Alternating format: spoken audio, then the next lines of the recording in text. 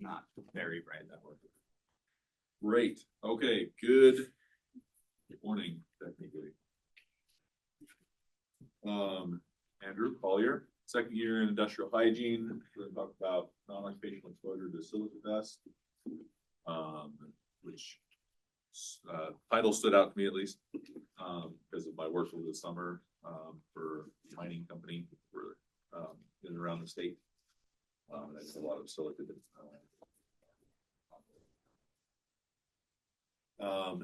This is a review article out of India.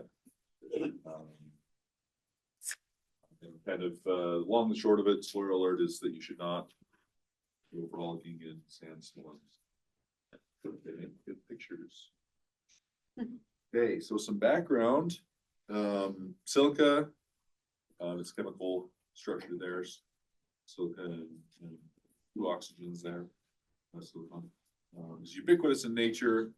It's known as free silica. That's the more dangerous form. It can get down to under 4 microns in diameter, so it can get down deep into your lungs all the way down, where it can do some damage. It's when it's combined with other things called silicate. It's got some polymorphic forms. The most common one you'll hear about in industry is the quartz silica. It's dependent on the conditions under which the silica is formed. So chronic exposure at low levels to silica is what produces silicosis. It's a fibrosis of the lungs that can get to total lung failure over time. Can't fix it.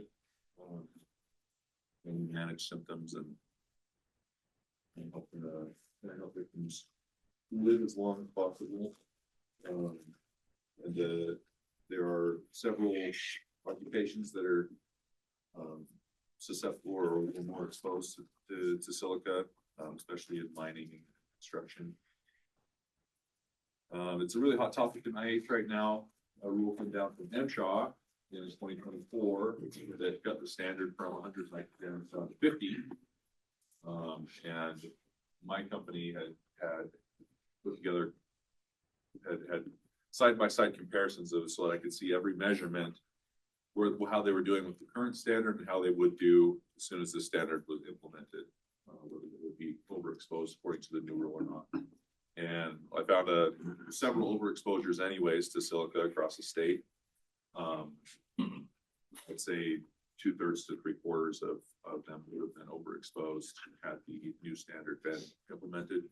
It's my understanding it was appealed when it first came down in 2024 and was delayed implementation until last year or the beginning of this year. It has been appealed and delayed yet again, so I'm sure they're discussing how to change it and make it more feasible because it would be very difficult to comply and get the exposure down that low. So this article deals with the non-occupational side of it. And that was interesting to me. There were a few instances over the summer. I spoke with some superintendents who had dealings with city governments and with homeowners that had complained of dust and noise because their homes were nearby these open aggregate pit mines. So they had to really implement some different controls to get their dust and their noise down for the residences nearby. Okay. So like I said, this review was done in India. It reviews cases and studies from different parts of the world. But to kind of bring this home to us, does anybody recognize this map? Where is this? Logan? Nope. Very close. It's the only interactive slide, I promise. Maybe some of our professors can take a long hard look at this. You can recognize mountains there on the east side. See a major freeway running up over here. Any other guesses? Ogden. Ogden's pretty close. This is Brigham City. Yeah, this is Brigham City, so I don't know if you can see. You want to see a map on there? No. So this is one of the hits that I went to over the summer. This one right here, that's owned by the company that I work for, and then there's a sister mine right here owned by another company. And you can see residences everywhere around there. And then what surrounds all of the rest of the residences? It's farmland, right? So it would seem to me that if there is a concern for non-occupational exposure to silica, we ought to know about it. This is not even the when I went to this was not really much of a problem. They didn't have too much problem with the neighborhoods or the cities complaining to them about anything. But there were several other sites across the state, especially on the Wasatch Front, that did have more problems with residences coming in and kind of encroaching, because the mines were here first. Not to say that we shouldn't build homes, you know, but those homes were built afterwards, and so it does get complicated and difficult. And the same with farmland when we get into off seasons and dry spells, then and planting seasons, there is a lot of risk for dust to get up. All right, so I derived these purposes from the abstract. They did not have an explicitly stated purpose, but I can kind of glean that their purposes were to review the evidence, such as it is, for non-occupational exposure to silica dust. Hopefully describe some health effects observed in non-working populations, and then discuss how these exposures should be assessed and if any regulation is appropriate. Okay, so this is a narrative review of published literature. Some of the cases that they cited were from the 60s. There was a survey, a Milan survey from the 90s. Another observation study from the 90s, and then from the 80s up to the 2000s. So not ancient, but certainly not recent. The focus obviously is on non-industrial silica exposure and natural dust sources such as desert conditions, road dust, and silica content is higher in different soils, which is something that I also observed over the summer. All of the sites down in St. George and Cedar City down there, no problems with silica. They could eat a whole bunch of dust over the 8-hour period, and you'd see just a tiny fraction of silica in there. Versus where if you're up in Washout Front, different places across the state, then you'd see much higher silica content in the soil.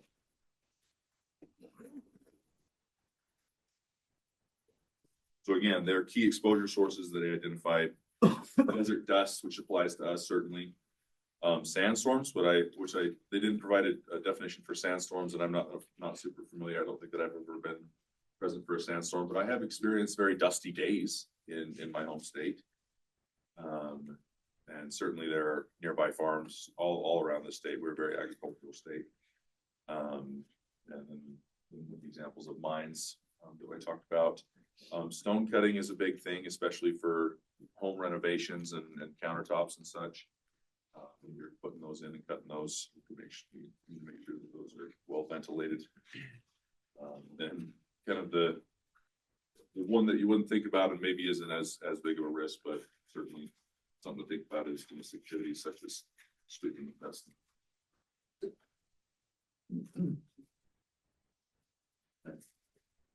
So there is some evidence of silica related diseases in individuals with rock-based.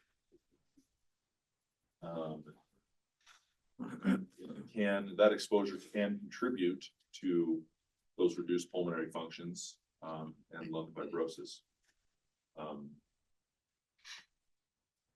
And then the cases that they cite, they're able to look at have been in more arid regions, and then residents living nearby silica producing industries. Even I think one of them cited workers in an adjacent building.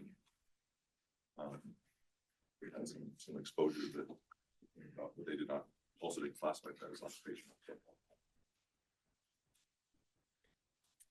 So key findings. That silica exposure is not limited to occupational settings. Desert dust and I guess sandstorms are critical sources of respiratory silica. That's why I say don't go dancing around in sandstorms. And that exposure can cause serious lung disease. Obviously, all the current regulations focus on workplaces between MSHA and OSHA. But they don't pay much attention to exposure. There's indication of a need for expanded surveillance, monitoring, awareness. So limitations, I was going to apologize at the top of it. Say the abstract all sounded great to me, and then kind of reading through it, it got kind of weaker over time. But then I kind of panicked and didn't think that I could change my selection. But we did not have direct exposure measurements. It's just a descriptive review.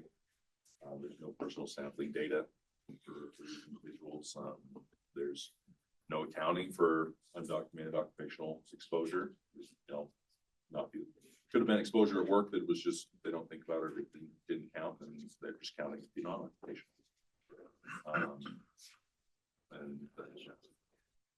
And then all the cases are, I think 2001 was the latest case or study that they cited. So a little bit older. It all just kind of, for me, it highlights the need for better environmental monitoring, but especially for investigation into this topic. Okay. That's what I have. That went faster than I anticipated, but so be it. Any questions from you first for me? I have a question for not just you, but for the whole group. What is the purpose of Journal Club? Why do we do this, Jordan? I think to be able to know what literature is out there and what Yeah. the science is saying in OHP fields. So Yep. That's what I'd say. Yeah, yes, it's to review kind of what's out there, sharing with you. So you got into it and thought and saw the abstract, thought this is going to be a good study to share, and then you read it and you realized this is not what I thought it was. That's brilliant.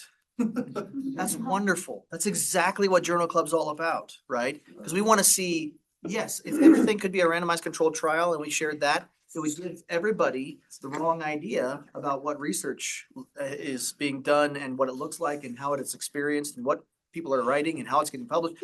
The purpose of Journal Club, one big purpose for Journal Club, is to expose all of us to the huge variety of things that are out there that people are publishing, good, bad, or otherwise. Now, this isn't what you expected, but we could still learn something from it. And we can also say that maybe it was pretty terrible because they led us to believe that it was going to be something that it's not, right?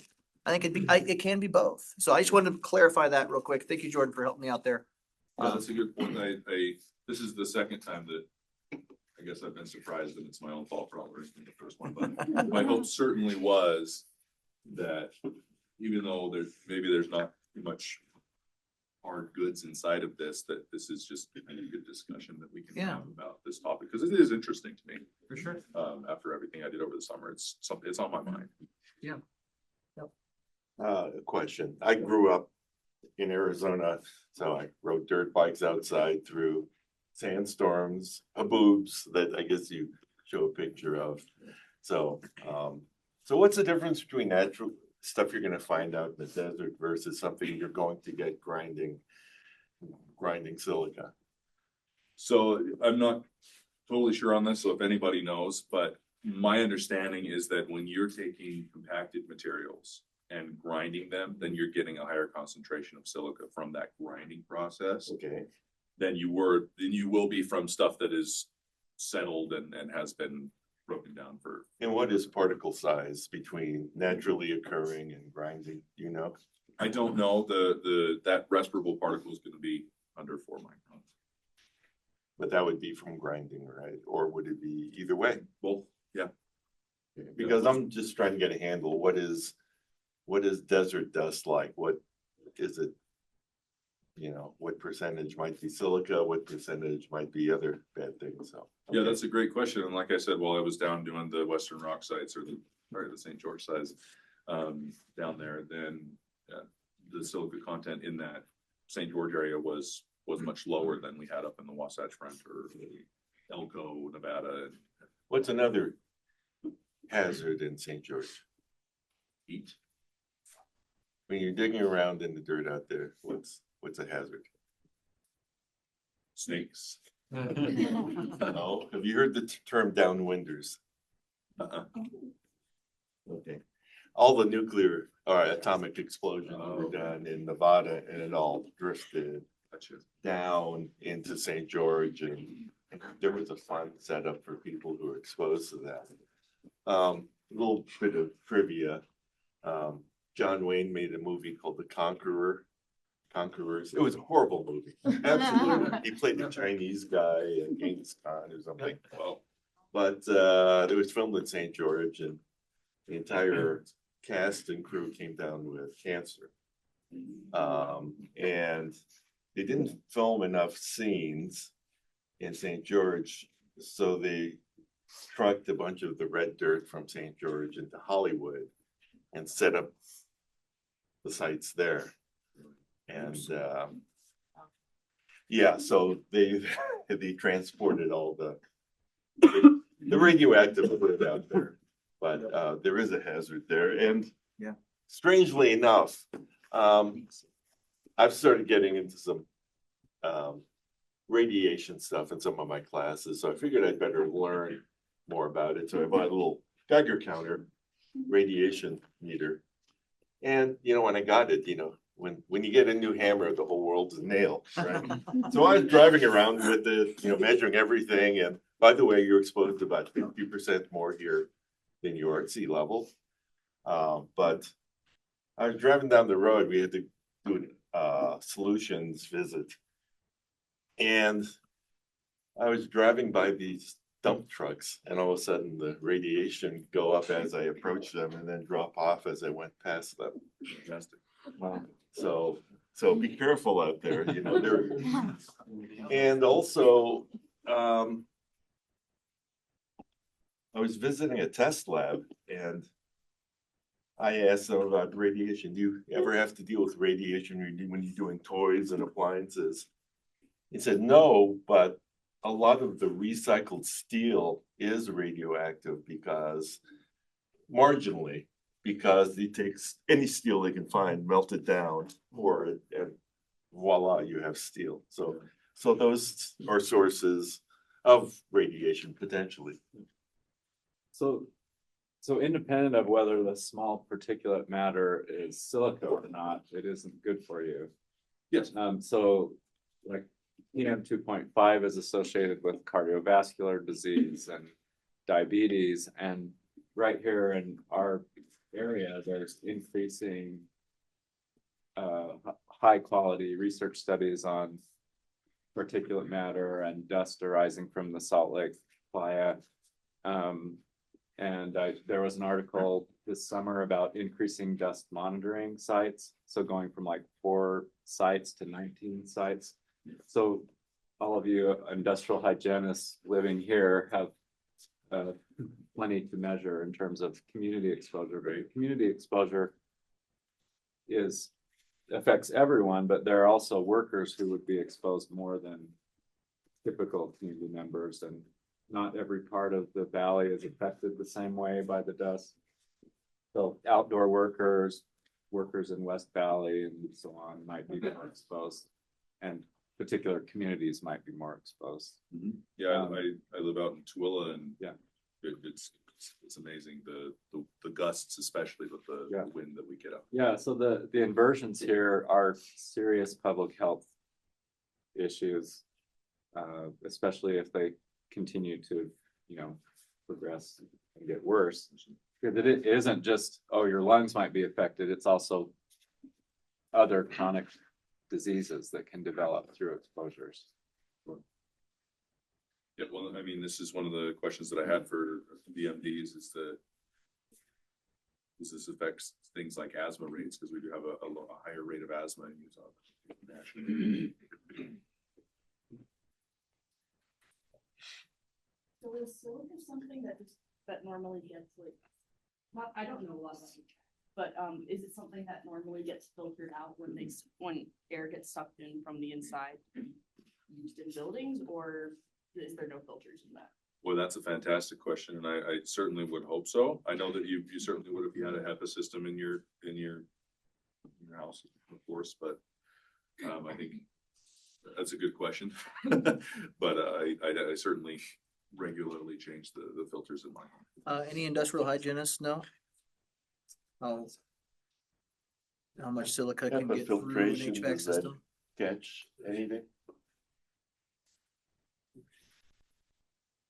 I mean, the mitigation efforts related to silica are mostly around people that are working with things that, like they're cutting stone, et cetera. And then there's various things that you can use to help with that, whether it be wet cutting and also respirations and so forth like that. I don't know if there's, and we would need Dr. Sleeth here or someone who can speak to that, if it's even a thing, how much of those particles are in the air enough that they could be carried that way and then through a filtration system and how much and so forth. So I don't know, Rachel. I just typed it into ChatGPT and it's actually taking a long time to figure it out, so it might not be something that's straightforward. Yeah. ChatGPT was acting weird last night. Yeah, it was, yeah, it was flaking out for some reason. It's struggling with this. Okay. Given a very complicated. Normally, like on a cab filtration system, you would have to have a HEPA filter. Yeah. So just not a regular filter, but a HEPA filter, you bring out finer Particles, yeah. Okay. In cabs for construction vehicles, that we said? Yeah, like a loader truck. Yes, and that was my understanding for that, because of the individuals that I tested over the summer. You don't expect any exposure for those that are in, or you expect much lower exposure for those that are in vehicles all day versus those that are in and out of vehicles and out of trailers and stuff. Yep. Certainly. So, yeah, certainly present in construction vehicles, you'd hope that the filters in your personal vehicle and in your homes as well. So that's something to look into as well. However, when you roll down your window in your car or construction equipment to smoke a cigarette, the filter doesn't do much, you know. Yeah, well, there were a number of individuals over the summer I encountered who I measure a higher silica content from, and then I asked them what's going on, or so, if you had this vehicle checked out and you keep your windows closed, and they say, well, I like to keep them open for when it gets too hot. Is your air conditioner working, with that? And Let me ask you, how do you say you're monitoring them? yeah, so that's done with a personal sampling device. Let me ask, this is what happens in the nuclear industry, or did. There were dosimeters, and you're allowed so many REMs, Yeah. sieverts, whatever, per year. And the workers figured out, hey, I want to max that puppy out, because after that, I sit in the lunchroom and play cards for the rest of the year. So they would take the dosimeters, put them on yardsticks, hang them around Yeah. for a reactor to increase their exposure so that they wouldn't have to work. Does that happen there? No, it's we have the other way around incentive, because if they fail more than once, then they have to wear big respirators. while Okay. they work. So Okay. So you close the loop. Yeah. Okay, great.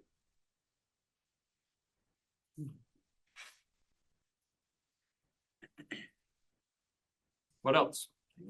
Anything else?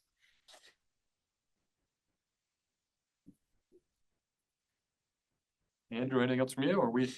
Well, the only thing I was gonna say about this second one, is regulations for non-occupational exposures. I think this subject matter is interesting to me. It's not all that alarming to me. Just based on my experience over the summer, because the controls are in place at mining sites, and I would assume also in farming industries, there's rules for them. Because that keeps the exposures lower for the workers out there. And because of the berms and the foliage that I've seen put up in different around mining sites, that does reduce community exposure already. So I don't know what regulations would look like for that, but I think, I just don't want anybody to be scared by this, but it is an interesting, discussion. Did any students make it to the Silica special event? Yeah, I guess I might counter with saying it was quite scary to me that the quantity of silica in the regulation was so tiny. Like, there was a presentation that the amount of fine silica dust to exceed the exposure for this room was like sit on top of a penny. Sure.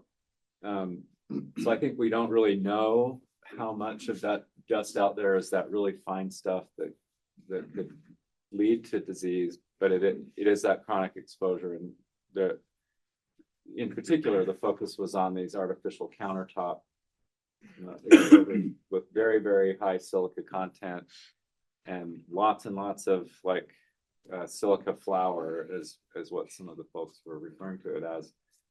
But that's happening in a really acute way in the countertop industry, but it just does make me wonder in the community how much of that really fine flour like dust is out there in the community and we just don't know about it. Yeah. Brigham City kind of looked surrounded from your picture, you know? Yeah.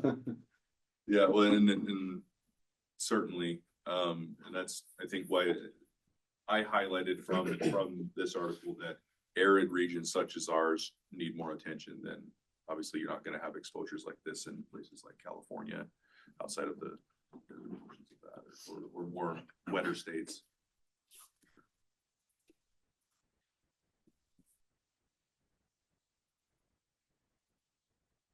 Going once, going twice, gone.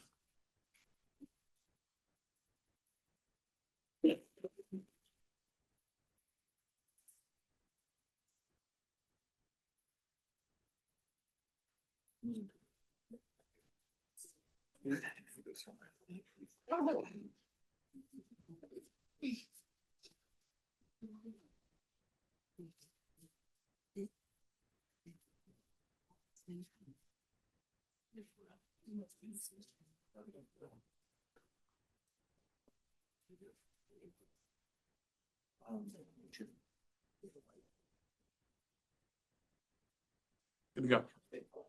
Hi, everybody. I'll let you guys all get seated and stuff, but my name's Andy. If you don't know me, I'm a PhD candidate in the mechanical engineering department. And I'm also part of the HGN lab for bionic engineering, where we do a lot of prosthetics and exoskeleton research.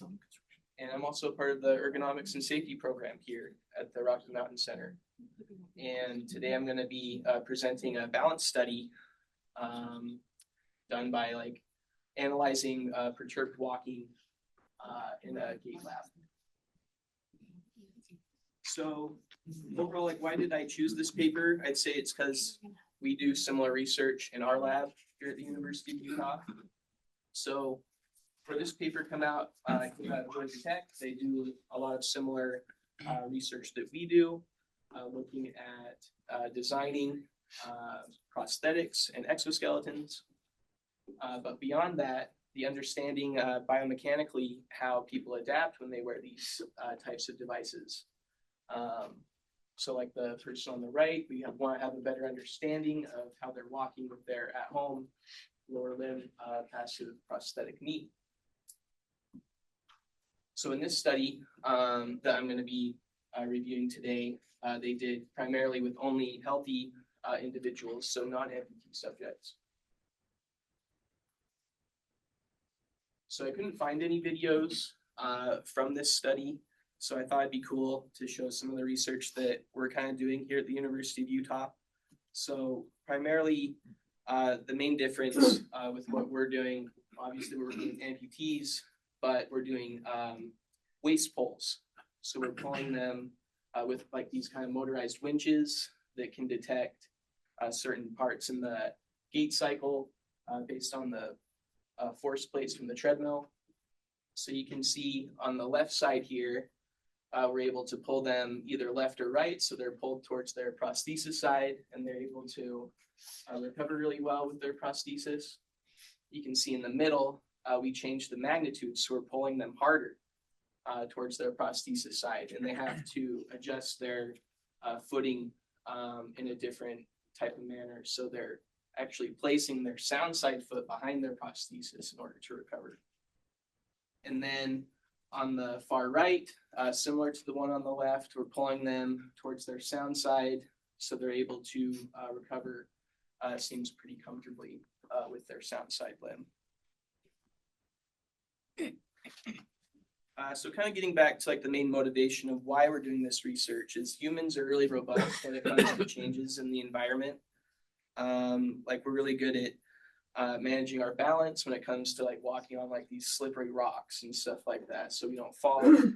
But we know that, but we don't really know how. So we want to do that type of research so we have a better understanding of, you know, how individuals, typically healthy in this case, are affected by certain perturbations. And with this understanding, we'll have a lot better idea of how to design better rehab programs and improve assistive devices like prosthetics and exoskeletons for people that really need it. Okay, so there's different types of perturbation systems. So like you kind of saw, there's other people in the past that have kind of done center of mass pulls similar to what we're doing. The one that we're highlighting in this paper is in the middle. So they're doing surface translations on this treadmill. It's really cool. And we have like some insider information from people that went to Georgia Tech. But it's a really cool treadmill. It's able to move in all sorts of directions, just in one plane. And you can also set up this really cool vertical environment that can kind of mess with your like your vision, your perception of what's going on around you. And lastly, studies have done obstacles where they have to like be tripped or avoid certain obstacles while they're walking. Okay, and when it comes to perturbed types of experiments, it's been shown that people are recovering in different ways. Primarily in this study I'll show you, it's more of stepping strategies. But I wanted to highlight also that there's a lot of lower limb joint strategies. So it's kind of hard to tell when he gets pulled on the left side, but he's able to absorb that pull with mainly his prosthetic sides, his prosthesis side hip joint. So he's not really taking a step to recover, but more so like managing his balance on his prosthesis side. Whereas when you might give them a higher magnitude pull, they have to react a lot quicker and take a quick step to recover. So how do we quantify balance? In this paper that I'm going to show you, they are typically looking at step width and step length as like the main variables to look at. So it's the distance between both feet. You can typically take it from like the center of the foot or the heel. And typically that base of support, you're kind of looking at keeping your center of mass within your base of support to remain balanced. So when you're perturbed, you might see go outside of this like base of support of your feet, and you could be considered unstable. But in this paper, they're mainly looking at whole body angular momentum, which is the summation of all the body part segments momentum about the main person's center of mass. So in the sagittal plane or the like forward and backward plane, you kind of have what each segment is doing, how fast it's moving, inertial properties, how far away it is from the center of mass to determine, you know, how different it might be from regular walking. So that's kind of what we'll get into next. And you can also look at it in the frontal plane, so left and right, how much your body's moving with respect to your center of mass. So the main objectives of this study were to evaluate the perturbation, different magnitudes, directions in which they were perturbed, and different onset timings in the gait cycle of when that perturbation happened. And to do that, they wanted to investigate how the whole body angular momentum was changing with respect to where their foot placement was. So getting into some of the methods, they used 11 healthy participants, likely all grad students, pretty young, and fit, and they had them walk on this surface translating treadmill that you can kind of see off to the right, supported by a harness. And they all walked at the same speed, so about 2.8 meters or miles per hour. And they had them get used to the setup. So they had them walk for about 6 minutes to get warmed up and get used to walking on the treadmill without any perturbations. And they wore full body motion capture, so they were able to predict the whole body angular momentum of each segment. Okay, more into methods. So the platform is able to translate in 8 different directions: anterior, posterior, medial, lateral, and at the diagonals. And it was also able to move a certain displacement. So a lower to a higher magnitude meant it moved 5, 10, or 15 centimeters at a pretty quick rate. So they were able to also move the treadmill at certain timings based off of the people's feet when they were walking on the treadmill. So they would start the perturbation during double stance. So both feet are on the ground. And they would also start the perturbation during early, middle, and late single support stance. So when one foot is in the air. And it was randomized, so they would change which foot the onset timings were based off of. And each time that the treadmill was moved, they waited a certain amount of time, like 3 to 10 seconds between each pull. And they did it a lot. So there was like 96 conditions. They repeated it 3 times, which you do it across all subjects. It's over like 3,000 total perturbations. So a really big study and a really big data set.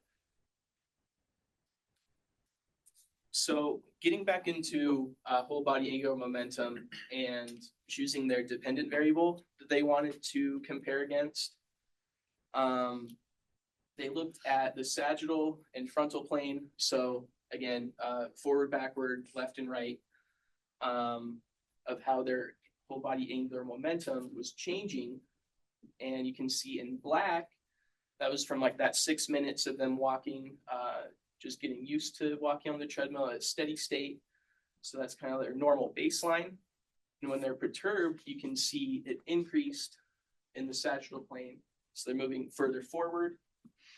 And then in the frontal plane, you can see it dips down. So there's more area under the curve. So they're moving like more to the left.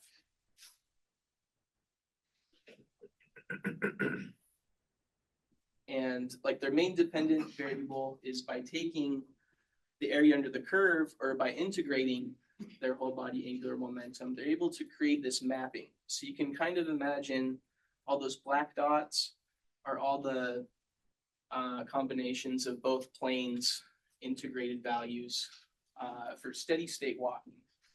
So it kind of creates this general like ellipse or circle of where like your balance generally is when you're normally walking. And then they expand it out from there by 2, 4, and 6 standard deviations so that they can kind of show how unstable the person is while they're walking. So in this case, they're up further positive and further to the left in the frontal plane. So they're kind of in between that 4 and 6 instability region.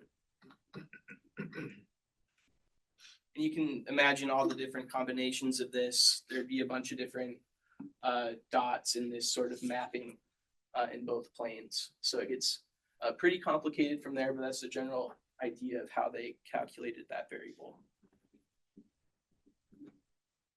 And then they did the same thing for foot placement. So they looked at where that heel hit after and like right after the perturbation, and then that recovery step would be the step they took after the perturbed steps. They're kind of looking at the step they took right after the perturbation, and then the next step to kind of validate what their balance was looking like. So in the case with the red dot, they took a lot shorter of a step in terms of step length and a little bit more lateral of a step than they generally would for steady state, which kind of puts them in that bottom left quadrant in terms of different step placement. So now getting into some of the results. So remember how we had those ellipses with the 2, 4, and 6 standard deviations. They color coded the large, medium, and like small instability based on that, based on like darker blue colors. So you can see in when they only looked at magnitude, it's kind of what you would expect. So with a higher magnitude of displacement, they saw more or larger instability in the perturbed step and in the recovery step. And then in the timing, they saw in the first step that as the timing gets later, so maybe in late single stance, their response was not so different from regular walking. So it's mostly white in that top right pie chart. But during double support stance, during that first step, they have to change their whole body angular momentum a lot more, which results in these darker blue regions. And then during the recovery step, the step they take after the perturbed one, it's kind of a mix of everything. So it's pretty dramatic going from maybe this step to this step during only this timing. And then looking at only direction, I can maybe highlight the anterior and posterior poles where the surface translations weren't as like large of a difference in whole body angular momentum as like medial lateral had on the person. So a lot more shaded blue regions on the medial lateral than anterior posterior. And then looking at step placement, kind of more of the same. So you're seeing as magnitude increases, you need to take a larger step placement to recover. And similar story with timing. So the later you are pulling them or perturbing them in the gait cycle, they're not changing their step placement as much, mostly because their foot is already getting ready to land, so they can't really change it as quickly. So during that next step, they're having to take an even bigger step to recover, which creates these like larger regions of step placement. And then lastly, you're seeing kind of more of the same where perturbed step in the anterior posterior direction maybe doesn't change step placement as much as medial lateral. So now kind of getting into some of the significant relationships they're trying to show, kind of drawing from conclusions of the pie charts.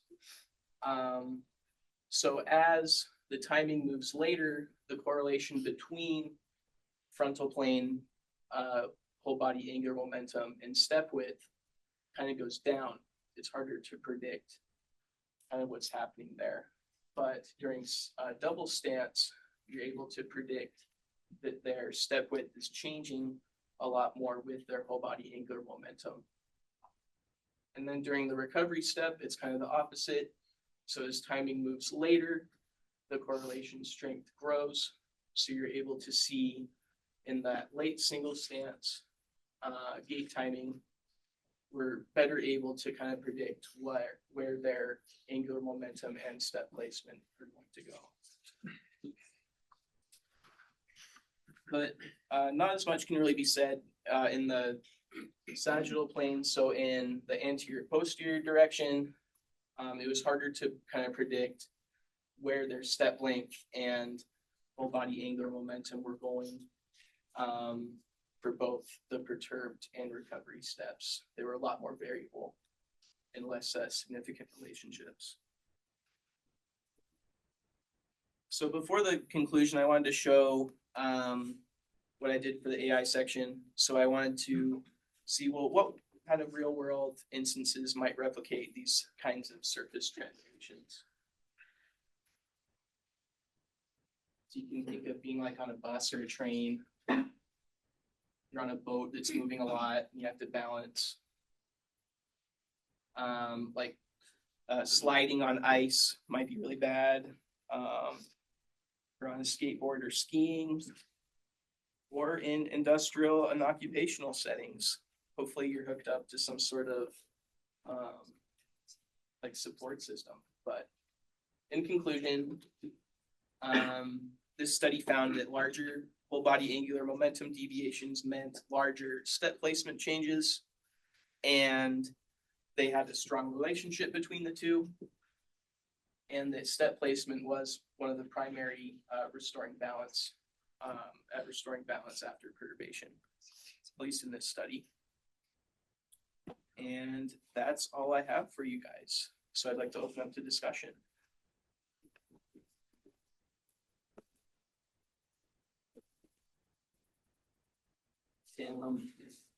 On the cases where it was harder for us to predict how they would recover from a perturbation, do you think that there's some kind of variable that like we are neglecting to consider, like just don't know plays a large role in recovery strategy? Or do you think it really is just random and impossible to predict or very hard to predict?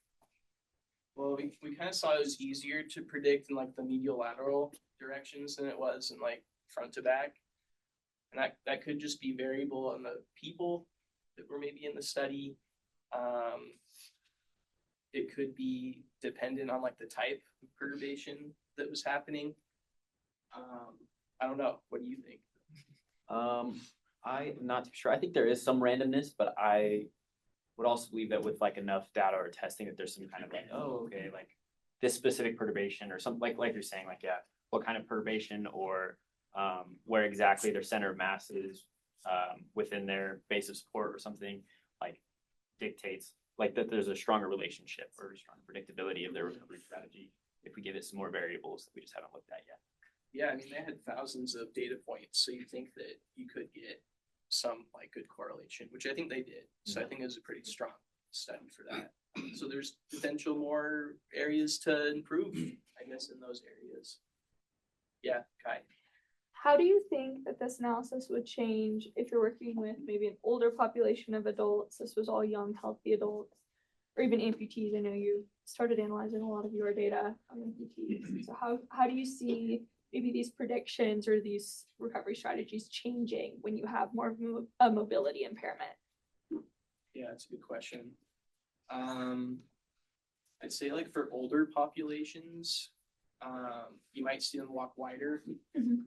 They might not be able to walk as fast. If they tried to walk as fast as them in this study, they might tend to fall more.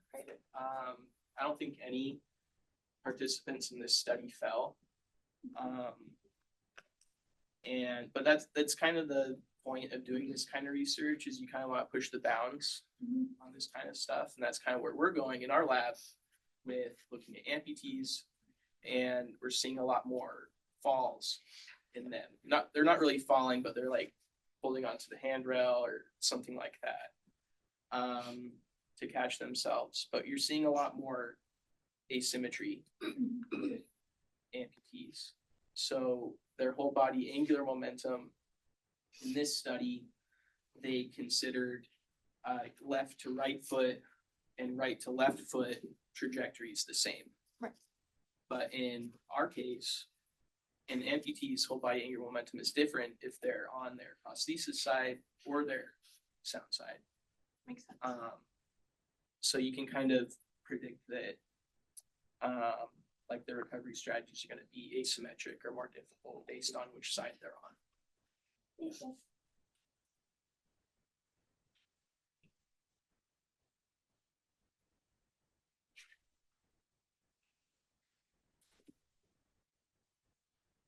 What else we got?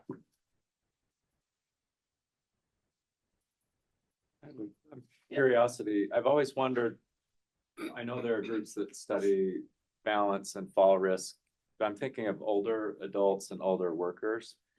I can see the engineering solutions for amputees and also maybe workers who are using, you know, the exoskeletons, but I wonder a lot about older adults who are just slower, have slower reaction times and have increasing fall risk as they age.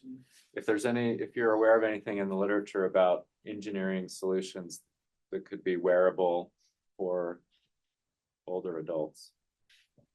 That's a good question. I'm not too sure about like for older populations. Maybe you guys can chime in on this too, but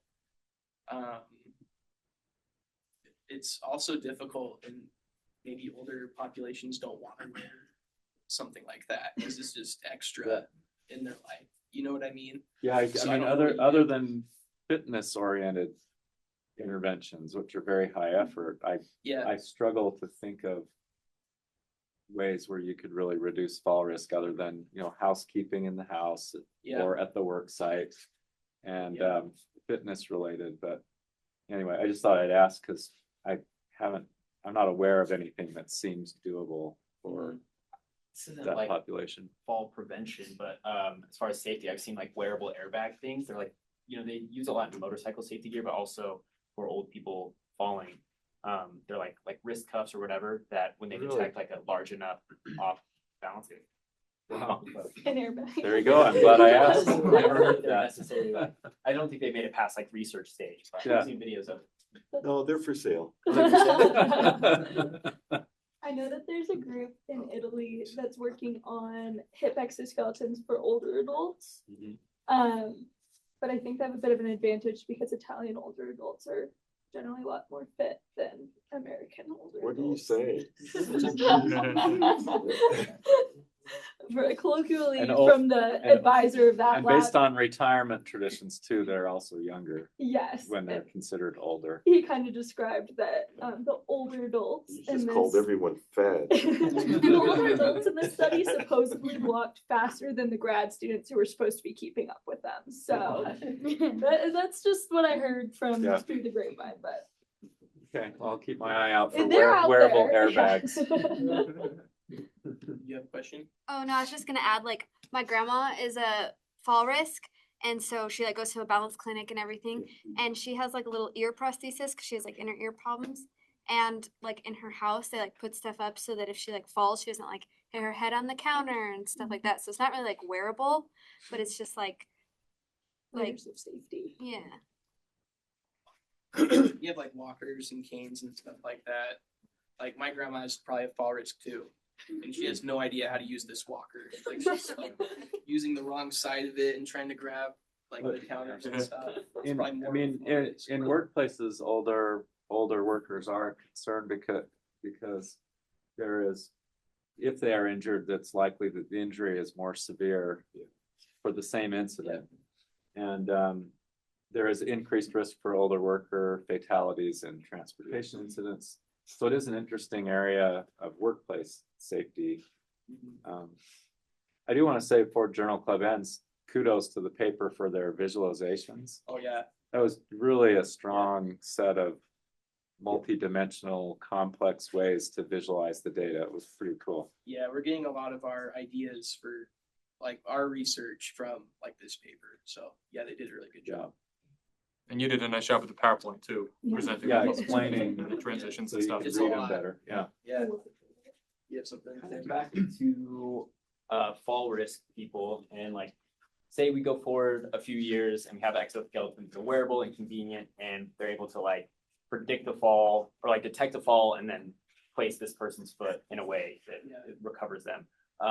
Like for old people who move a little slower or react a little slower, like say an exoskeleton was able to like move their foot for them and place it down. Do you think that there's like any way that like if an exoskeleton moves their leg faster than they're able to react, it would actually help them balance at all, or do you think it would like make things worse and throw them off? Like, I think it definitely has the potential, but it's tricky to like make that change like for the person.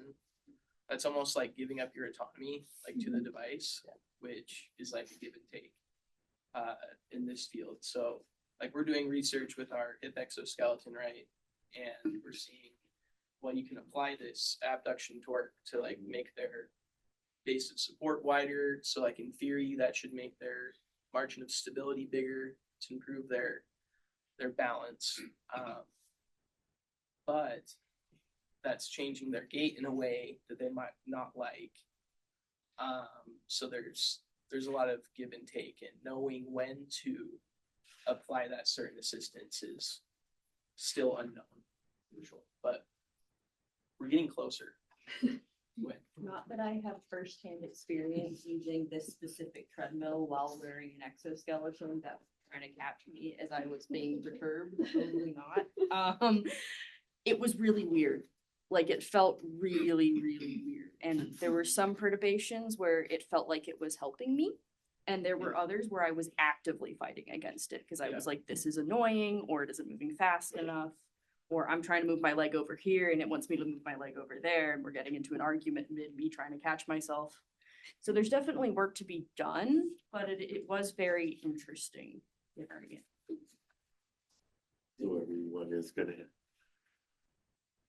everyone's gonna want a certain gain, I guess, right? Yeah. So, I and was some also would the want problem 0. child who liked to jump, so that was part of it. But even with cars, I you actually know, wasn't in this study. They weren't wearing an exoskeleton, so that wasn't me. but even with cars, they have adaptive shift patterns that monitor how you drive and, Yeah. yeah, but the problem with the bucket seat is that not everyone has the same size bucket, you know? So everyone's a little different, and, you know, some tunability is probably good, but I'm sure the control systems are so much that will be done and is already on. Yeah, it got tuned on me before we went on the treadmill. But it was tuned for like just walking around rather than me getting yeeted across a treadmill. And there could be some nonlinearity if you get a huge perturbation, you know. Right. Yeah, that's gonna be huge.